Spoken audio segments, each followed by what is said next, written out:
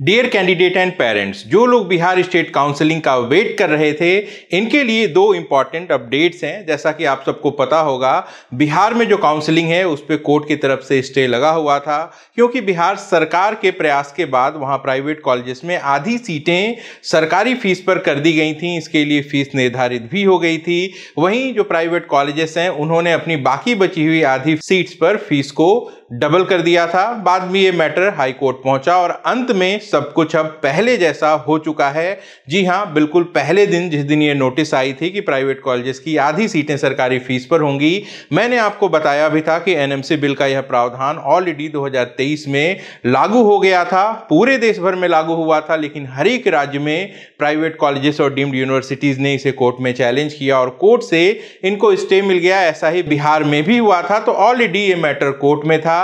फिर भी सरकार ने इसे लागू किया और फाइनली कॉलेजेस को यहां पे स्टे मिल गया है। तो कई सारे कैंडिडेट्स ऐसे थे जिनको इस बात का डर था कि फ्री एग्जिट नहीं है बिहार में। ऐसे में अगर वो कॉलेजेस चॉइसेस में भर देते हैं और फीस डबल हो जाती है तो उनको कम से कम 2 लाख रुपए का नुकसान तो वहां पे उठाना ही पड़ेगा। और इस कारण से उन लोगों ने चॉइस फिलिंग नहीं की थी या फिर रजिस्ट्रेशन नहीं किया था। लेकिन आज जो नोटिस आई है बिहार काउंसलिंग बोर्ड की वेबसाइट पर, वहां पे जो सीट मैट्रिक्स है इसे रिवाइज कर दिया है। आगे क्या हो सकता है वो मैं आपको दिखा देता हूं। तो सबसे पहले ये सीट मैट्रिक्स देख लीजिए। गवर्नमेंट कॉलेजेस में कोई भी चेंजेस यहां पे नहीं हुए हैं, लेकिन प्राइवेट कॉलेजेस की बात की जाए तो पिछली नोटिस में जो 50% सीटें इन कॉलेजेस की गवर्नमेंट फीस पे कर दी गई थी उसे अब ठीक कर दिया गया है। अब सारी की सारी सीट्स जो हैं नॉर्मल, जो हम मैनेजमेंट या मेरिट कोटा कहते हैं, इन पर ही उपलब्ध रहेंगी। बहुत जल्द इसको लेके आगे की नोटिफिकेशन भी आ जाएगी। अब एक स्वाभाविक सा सवाल आपके मन में उठ सकता है कि इन सीट्स पर फीस क्या होगी। तो आपको याद होगा शुरुआत में जो एक नोटिस आई थी जिसमें सारे कॉलेजेस की फीस को डिफाइन किया गया था, यानी कि जो पुरानी वाली फीस है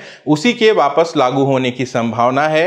एनआरआई कोटा एमसीसी को फॉलो करते हुए बिहार से भी हट गया था, लेकिन चूंकि अब एमसीसी ने फर्स्ट डिग्री ब्लड रिलेटिव के साथ साथ सेकेंड डिग्री ब्लड रिलेटिव को भी परमिशन दे दी है, तो बिहार ने भी इसे अडॉप्ट कर लिया है। हाँ, कुछ प्राइवेट कॉलेजेस एनआरआई कोटे की फीस जरूर बढ़ाने वाले हैं, लेकिन कुल मिला के जो भी तमाशा चल रहा था बिहार में वो अब खत्म हो चुका है। और इस पूरे तमाशे का सार क्या है?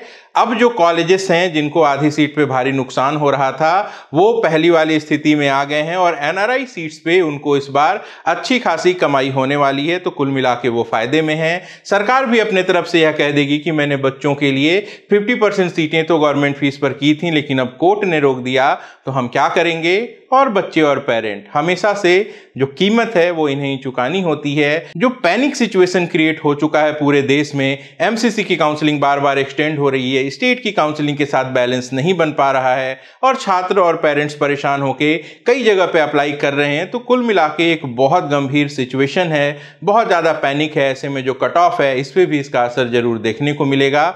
कीमत तो कैंडिडेट ही चुकाएंगे। एनआरआई कोटे को लेकर भी एक सेपरेट नोटिस आई है, वो भी मैं आपको दिखा देता हूं। देखिए, इस नोटिस में एमसीसी के लेटर का हवाला देते हुए यह बात लिखी गई है कि जो भी प्रावधान एमसीसी ने तय किया है उस नए प्रावधान को बिहार में भी लागू किया जाएगा।